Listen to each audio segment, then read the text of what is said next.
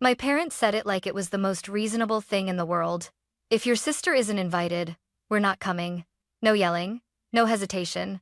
Just a clean, final sentence like a door shutting in my face. That was the moment I realized this was never just about my wedding. It was about a lifetime of choices. Every time they picked her, every time they told me to be understanding, to keep the peace, to remember that family comes first as long as I came last. My name is Sophia, and for years, I convinced myself I could live with being second. I built my life quietly, carefully, hoping that if I didn't ask for much, I wouldn't lose everything. I was wrong. Because when my parents chose my sister one more time, they didn't just skip a wedding. They lost every child they'd spent years ignoring for her, and they didn't even see it happening. I don't remember a time when my sister Emily wasn't the center of our family. Some kids grow up believing the world revolves around the sun. I grew up believing it revolved around her. Emily was 3 years older than me, confident, charming, and effortlessly good at everything that seemed to matter to my parents. School awards, sports, social events. If she walked into a room, the air shifted. Conversations followed her, praise followed her, excuses followed her too. I learned early that there were two versions of rules in our house. If Emily forgot her homework, she was overwhelmed. If I did, I was careless. If Emily raised her voice, she was expressing herself. If I did, I was being difficult. Whenever I questioned it, my mom would smile tightly and say, "You know how your sister is." As if that explained everything. As if her personality was a law of nature the rest of us had to adapt to. My dad preferred silence. He wasn't cruel, not openly. He just looked the other way. And somehow, that hurt more. I became the quiet one, the agreeable one, the daughter who didn't cause problems. I told myself it was maturity, that I was being understanding, that one day, they'd notice how easy I made things for them. But the truth was simpler and uglier. I was learning how to disappear. Family dinners revolved around Emily's stories, her plans, her feelings. If I spoke too long, someone would interrupt. If I stayed quiet, no one noticed. Either way, the message was the same: my presence was optional. Once, when I was 12, I tried to explain to my mom that something Emily had said really hurt me. She didn't even ask what it was. She just sighed and said, "Sophia, don't be so sensitive." She didn't mean it. That sentence followed me for years. She didn't mean it. She never means it. And somehow I always felt it. By the time I reached high school, I stopped expecting fairness. I focused on my grades, my part-time job, my small circle of friends. I built a world that didn't rely on my family's approval, because deep down, I knew that approval came at a price: silence, sacrifice, and always stepping aside when Emily needed the spotlight. What I didn't know yet was that this pattern wasn't temporary. It wasn't a phase. It was training. Training me to accept less, training them to expect it. And one day, that lesson would come back in the most public, painful way possible on a day that was supposed to be about me. For a long time, I believed that growing up would change everything. Adults, I thought, were supposed to gain perspective. Distance was supposed to heal old wounds. And when I left Indiana for college in Ohio, I convinced myself that space would soften my parents' favoritism, that time would make them see me clearly separate from my sister, separate from the role I'd been assigned since childhood. I was wrong. If anything, leaving home made the pattern impossible to ignore. Emily stayed close. She enrolled at a local college, dropped out, enrolled again, changed majors twice, then quit entirely. She moved back home more times than I could count. Every setback in her life became a family crisis. My parents rearranged their schedules for her. They paid her bills. They defended her choices with a loyalty that never wavered. "She's still figuring herself out," my mom would say. Meanwhile, I figured myself out alone. I worked 2 jobs to pay rent. I balanced classes, deadlines, and exhaustion. When I was sick, I still went to work. When I was overwhelmed, I learned to swallow it. Independence wasn't something I chose, it was something I was expected to perform flawlessly. Whenever I called home, the conversations followed a familiar script. "How's Emily doing? Did Emily decide about that job yet? You should check in on your sister." Once, after a brutal week of midterms, I told my mom I was barely sleeping. She paused, then said, "Well, you've always been strong, Sophia. That's why we don't worry about you. I hung up and cried in my car, realizing that strength in my family was just another word for neglect. Holidays made everything worse. At Thanksgiving, Emily spoke loudly, interrupted freely, and rewrote family history with confidence. If I corrected even the smallest detail, my dad would raise his voice slightly and say, "Sophia, don't turn this into an argument." At Christmas, Emily mocked my serious personality in front of everyone. When I asked her to stop, she rolled her eyes and said, "Relax, it's a joke." No one defended me, not once. Later, when I finally told my mom how deeply it hurt, she sighed like I was exhausting her. "You're too sensitive," she said. "You know your sister doesn't think before she speaks." That was when it hit me. They weren't unaware. They weren't confused. They had simply decided whose feelings mattered more. So I pulled back. I visited less. I stopped sharing personal details. I learned how to love my family in small, controlled doses, just enough to avoid confrontation, not enough to get hurt. Then, I met Daniel. He noticed things I'd spent years normalizing. "Why does your sister get unlimited chances?" he asked one night. "While you're expected to be perfect?" I opened my mouth to defend them and realized I couldn't. Because deep down, I knew the truth. I wasn't invisible. I was being ignored. And soon, that silence I'd perfected would no longer be enough. Daniel proposed on a quiet Sunday afternoon. No crowd, no announcement. Just the two of us sitting on the floor of our apartment, surrounded by half-unpacked boxes and cold coffee. When he asked me, my first thought wasn't excitement, it was fear. Not of marriage. Of my family. As soon as the ring was on my finger, a familiar knot formed in my chest. I knew exactly what would happen next. The questions. The expectations. The unspoken rule that Emily would somehow become the center of this moment too. When I told my parents, my mom screamed with joy. My dad congratulated me in his steady, reserved way. Then came the pause. "And your sister?" my mom asked. "Have you told Emily yet?" Not, "We're happy for you." Not, "How are you feeling?" Just Emily. I told them Daniel and I were planning something small. Intimate. A guest list based on people who had supported us consistently, kindly, without conditions. There was silence on the other end of the line. My mom cleared her throat. "Well, of course your sister would be invited." It wasn't a question. That night, Daniel and I sat at the kitchen table, papers spread out between us.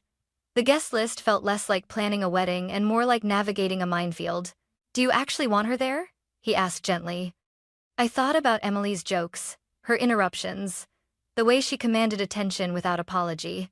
I imagined her at the ceremony rolling her eyes, whispering comments, finding a way to remind everyone she was still the most important person in the room. "No," I said quietly. "I want one day that isn't about her." Saying it out loud felt dangerous, like breaking a rule I'd never been allowed to question. When I called my parents a week later, my hands were shaking. "We finalized the guest list," I said. "Emily won't be invited." The silence this time was heavy. My mom spoke first. "Sophia, you can't be serious." "I am," I said, forcing my voice to stay steady. "This isn't about punishing her, it's about protecting myself." "That's incredibly hurtful," she replied. "She's your sister." "I know," I said. "And I'm your daughter." My dad finally spoke. "You're creating unnecessary drama." I almost laughed. For years, I had absorbed the drama quietly. Now that I refused to carry it, suddenly I was the problem. A few hours later, my mom called back. "If your sister isn't invited," she said slowly, "we're not coming." There it was. The sentence that confirmed everything I had spent a lifetime suspecting. I thanked her for being honest. I hung up. And for the first time in my life, I didn't call back to apologize. But I didn't yet understand what that decision would cost them, or how many truths it would force into the open. I didn't announce my decision publicly. I didn't post about it. I didn't explain myself on social media. I simply moved forward with my wedding plans quietly, carefully like I had learned to do with everything else in my life. But my parents made sure everyone knew. Within days, my phone stopped feeling like a personal device and started feeling like evidence in a trial I never agreed to attend. My Aunt Linda called first. "I hope you realize what you're doing," she said, skipping any form of greeting. "Your mother hasn't slept in 2 nights." I closed my eyes. "I'm sorry she's upset." "Upset?" Linda laughed sharply. She's heartbroken. You're humiliating her. That word again. Humiliating. As if my wedding was a performance staged for my parents' reputation. I didn't make this decision lightly, I said. I just want a peaceful day. Linda lowered her voice. Peace comes from forgiveness, Sophia, not exclusion. I thanked her, hung up, and sat in silence, my heart pounding. Every call followed the same pattern. Different voices. Same script. My cousin Mark texted. Mom says you're being stubborn. You'll regret this. A family friend wrote. Your parents have always loved you. Why punish them? No one asked what had happened between Emily and me. No one asked how long I'd been hurting. They only wanted to know why I wasn't swallowing it anymore. Then Emily called. I let it ring 3 times before answering. So, she said, you're really going through with it? Yes. She laughed, slow and disbelieving. You always did love playing the victim. That one hurt more than I expected. I'm not a victim, I said quietly. I'm just done. Done with what? She snapped. Being part of this family? With being treated like I don't matter, I replied. She went silent for a moment, then said, You know Mom's been crying, right? I felt the familiar pull, the instinct to fix, to apologize, to make myself smaller so everyone else could feel better. Instead, I said, I didn't cause that. You're tearing everyone apart, she said. All because you can't handle one day not being about you. I almost laughed. One day, I repeated. That's all I asked for. One day. She hung up on me. That night, my parents sent an email. Not a text, not a call. An email carefully structured, emotionally distant, impossible to interrupt. They wrote about family unity, about tradition, about sacrifice. They reminded me of birthdays they'd paid for, schools they'd supported, holidays they'd hosted. They framed my decision as cruelty, as immaturity, as betrayal. At the end, my mother wrote, We never thought you would do this to us. Daniel read it slowly, then closed the laptop. They're not talking to you, he said gently. They're talking at you. The pressure didn't stop there. My dad called 2 days later. You know, he said, his voice calm but tight. People are starting to ask questions. I'm sure they are, I replied. This isn't how families handle conflict, he continued. You're forcing us into an impossible position. I swallowed. You already chose a position. There was a long pause. If you go through with this, he said, things won't be the same. For the first time, the threat was clear. I hung up shaking, realizing something important. They weren't afraid of losing me. They were afraid of losing control. And once I understood that, the guilt began to loosen its grip. The wedding was still months away, but the family I thought I had was already gone. What I didn't know yet was that this was only the beginning and that their next move would push everything past the point of quiet suffering. I used to think boundaries were quiet things, polite conversations, calm explanations, mutual respect. I learned the hard way that when people are used to crossing your boundaries, they don't hear them as limits, they hear them as a challenge. The pressure stopped being subtle. My mom called one morning while I was at work. I stepped outside to answer, already bracing myself. We need to talk about the guest list again, she said, her voice tight but controlled. There's nothing new to discuss, I replied. She exhaled sharply. Sophia, do you understand what this is doing to your father? My chest tightened. What do you mean? He's under a lot of stress, she said. This situation is affecting his health. There it was. Fear, disguised as concern. Responsibility placed carefully in my hands. I'm not responsible for that, I said, though my voice shook. You're choosing this, she insisted. You could end it today. I went back to my desk afterward and stared at my computer screen without seeing it. For hours, I replayed her words. His health. You're choosing this. That night, Daniel noticed I was quiet. They're escalating, he said after I told him. That's not an accident. A week later, my dad called. I want to be very clear, he said. If Emily isn't invited, we will not help with the wedding in any way. I laughed once, bitterly. You weren't helping anyway. That's not the point, he replied. We won't attend, and we won't explain why. The threat wasn't about money. It was about reputation, about letting everyone believe I was the problem. Soon after, relatives stopped responding to my messages. Invitations I'd sent out came back with polite declines. Friends of the family avoided asking questions. The story had already been told for me, without me. Then came the final attempt. Emily showed up at my apartment. I froze when I opened the door. She stood there with crossed arms, eyes sharp, a familiar look of authority on her face. "You really enjoy this, don't you?" she said, watching Mom fall apart. I felt something in me finally snap, not in anger, but in exhaustion. "You don't get to speak for her," I said. She stepped closer. "You think you're stronger than us now. You think you've outgrown the family." "I think I've outgrown being treated like an afterthought," I replied. She scoffed. "You need us." "No," I said. "You just need me to believe that." That was the first time I saw uncertainty flicker across her face. After she left, I locked the door and slid down against it, shaking. For years, I'd been trained to doubt myself. Now that I wasn't, everything felt terrifying and freeing at the same time. The next morning, I contacted a counselor. Not because I was weak, but because I wanted support that didn't come with conditions. For the first time, I started documenting everything. Messages, emails, calls. Not to retaliate, but to protect myself. I was done being cornered into silence. The wedding was getting closer. And so was the moment when my parents would realize that the leverage they thought they had over me was already gone. I had hoped the conflict would stay private. I was wrong about that too. 3 weeks before the wedding, my mom insisted on one last family meeting.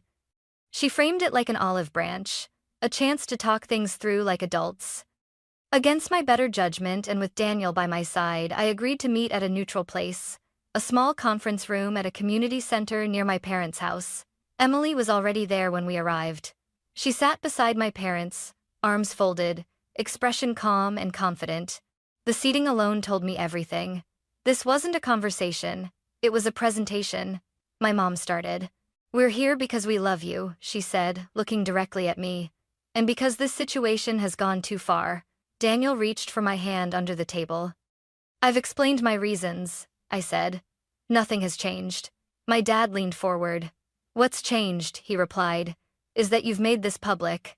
"I didn't," I said calmly. "You did." Emily rolled her eyes. "Everyone knows now, Sophia. You've made Mom look like a terrible parent." "That's not my responsibility," I said. "I didn't tell anyone what happened between us." She laughed. "You didn't have to. Your silence says enough." The room felt smaller. My mom's voice softened the way it always did when she was about to say something painful. "We're asking you to reconsider," she said. "For the family. For your future. People remember these things." There it was again. The warning wrapped as advice. "I'm not negotiating my wedding," I replied. "Or my boundaries." My dad sighed. "Then you leave us no choice." I straightened. "What choice?" "We won't attend," he said, "and we'll make it clear that it was your decision." Daniel spoke for the first time. "You're punishing her for protecting herself." Emily snapped her head toward him. "This doesn't concern you." "It does," he said calmly. "She's my family now." Something in Emily's expression hardened. "You think you know her," she said to him. "You don't see how manipulative she can be." That was it. I stood up, heart pounding. "You don't get to rewrite my life anymore," I said. "And you don't get to speak for me." My mom's eyes filled with tears. "So that's it? You're choosing him over us?" "No," I said. "I'm choosing myself." I reminded them clearly and calmly that I had the right to decide who attended my wedding. That harassment, pressure, and threats were not acceptable. That any further attempts to intimidate me would go through legal channels if necessary. The word legal changed the air in the room. My dad stiffened. Emily went quiet. My mom looked stunned. "You would really do that?" she whispered. "I hope I don't have to," I replied. "But I will protect myself." We left shortly after. In the car, my hands shook uncontrollably. "That was brave," Daniel said softly. It didn't feel brave. It felt final. Because as we drove away, I understood something deeply. The family I had been fighting to belong to no longer existed. And the one I was building would demand something different: honesty, respect, and the courage to walk away when those things weren't offered. The wedding was still ahead, but the breaking point had already passed. The morning of my wedding was quiet. Not the nervous, chaotic quiet I had imagined as a girl, but something deeper. Still. Intentional. as if the day itself was holding its breath with me. I woke up before the alarm and lay there listening to Daniel's steady breathing, reminding myself that no matter what happened next, I wasn't alone. I had made peace with the fact that my parents might not come. I had told myself I was ready. I wasn't. As my phone buzzed with messages from friends and vendors, I kept glancing at it, half expecting a last-minute apology. A change of heart. Something. Nothing came. At the venue, guests arrived smiling, hugging me, telling me how beautiful everything looked. I smiled back, practiced and careful. Only a few people noticed the empty front row. My Aunt Linda avoided my eyes. My cousin Mark looked uncomfortable. Someone whispered, "Didn't you say her parents were coming?" When the ceremony music began, I felt my chest tighten. This was the moment parents usually stood, smiled, took photos they'd frame forever. My parents' seats stayed empty. Emily wasn't there either. The officiant glanced at me gently, silently asking if I was ready. I nodded. As I walked down the aisle, I expected to feel grief. Instead, I felt clarity. They had made their choice. And for the first time, I didn't chase them for it. During the vows, I barely noticed the room. I focused on Daniel's voice, steady and sure. "I choose you," he said. "Not because it's easy, but because it's honest." I cried then, not from sadness but relief. At the reception, the absence became impossible to ignore. People asked questions carefully, politely, as if the truth might shatter if spoken too loudly. "I heard your parents couldn't make it. I hope everything's okay. They must be so proud." I didn't correct them. I didn't explain. I simply said, "Today is about what we're building." Then something unexpected happened. People started talking. Not about me, but about them. An older relative leaned toward another and said, "I can't believe they skipped their daughter's wedding." A family friend shook her head. "No matter what happened, you show up." We volled in turning. For years, my parents controlled the narrative by staying silent. That day, their silence finally spoke for itself. Later that night, I checked my phone. One message from my mom. "I hope you're happy." I stared at it for a long time before replying. "I am at peace," I wrote. And I meant it. Because while they were absent, something else was present: support, warmth, people who loved me without conditions. As the music played and Daniel pulled me onto the dance floor, I realized something powerful. They hadn't ruined my wedding. They had revealed themselves, and everyone had seen it. In the weeks after the wedding, the noise slowly faded. There were no dramatic apologies. No sudden realizations. No movie-style reconciliation. Just distance. My parents didn't call. Emily didn't reach out. At first, the silence felt heavy, like something unfinished, but over time, it softened into something else: peace. Friends told me things they hadn't said before. "I always thought your parents were intense. Emily has always gotten away with a lot. I didn't realize how unfair things were for you." I listened without responding. I didn't need validation anymore. I already had clarity. A few months later, my mom sent a message asking if we could talk things through. Not an apology, not accountability, just an attempt to return to the old dynamic where feelings were discussed, but behavior never changed. I replied calmly. "I'm open to conversation," I wrote, "but only with respect, boundaries, and a mediator if needed." She never answered, and that told me everything. I continued therapy. I learned the language of boundaries, of emotional safety, of documenting interactions when pressure turned into intimidation, not because I planned to fight my family, but because I refused to be cornered again. Daniel and I built a life that felt steady, honest, free of emotional negotiations. Our home became a place where voices weren't raised to control, where silence wasn't used as punishment. Sometimes people ask if I regret my decision. I don't. Because here's the truth no one tells you. You don't lose family when you set boundaries. You lose illusions. My parents didn't lose a daughter because of one wedding invitation. They lost every child they ignored for years by refusing to change, and I didn't win by cutting them off. I won by choosing myself without cruelty, without revenge, without becoming the villain they needed me to be. If there's one lesson I want to leave you with, it's this. Love without respect is not love. Family without accountability is not safety. And protecting yourself is not betrayal. Sometimes, The bravest thing you can do isn't holding on.